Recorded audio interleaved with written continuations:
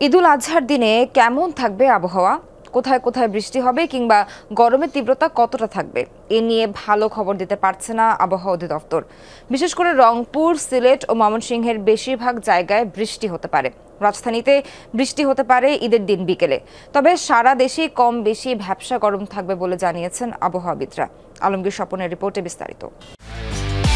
একমাত্র ওয়ালটন এসি দিচ্ছে 1 বছরের রিপ্লেসমেন্ট গ্যারান্টি এবং কম্প্রেসারের 10 বছরের গ্যারান্টি। রোদের দেখা নেই, বেশিরভাগ সময়ই মেঘে ঢাকা রাজধানীর আকাশ।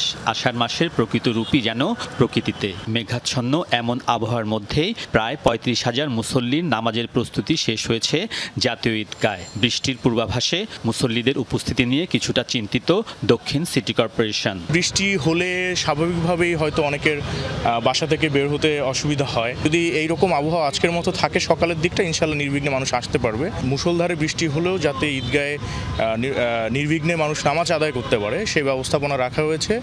অবশ্য ঢাকা, চট্টগ্রাম, রাজশাহী, খুলনা ও বরিশাল বিভাগে অন্তত নামাজ ও কোরবানির সময় বৃষ্টির শঙ্কা নেই বলে জানাচ্ছে আবহাওয়া অফিস।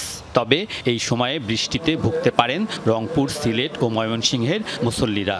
ঢাকায় বৃষ্টিপাতের সম্ভাবনাটা একটু কম, যার কারণে আসলে ওরকম আপনার নামাজের সময় ভালো থাকারই সম্ভাবনা। বিকাল 3টার দিকে চট্টগ্রাম বিভাগের কিছু কিছু জায়গায় বৃষ্টিপাত শুরু হওয়ার সম্ভাবনা রয়েছে। আর সন্ধ্যার দিকে ঢাকা বিভাগের উত্তরাংশে বৃষ্টিপাতের একটা সম্ভাবনা রয়েছে। এ তো গেল নামাজ ও কোরবানির সময়ের আবহাওয়ার পূর্বাভাস।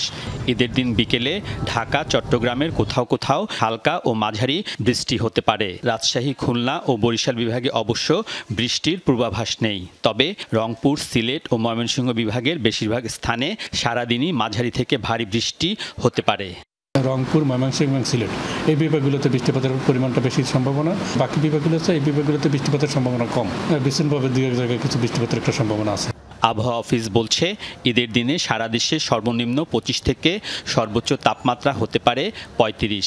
এতে দাবদাহের মতো পরিস্থিতি না হলেও থাকবে গরমের তীব্রতা। আলমগীর স্বপন, যমুনা নিউজ, ঢাকা।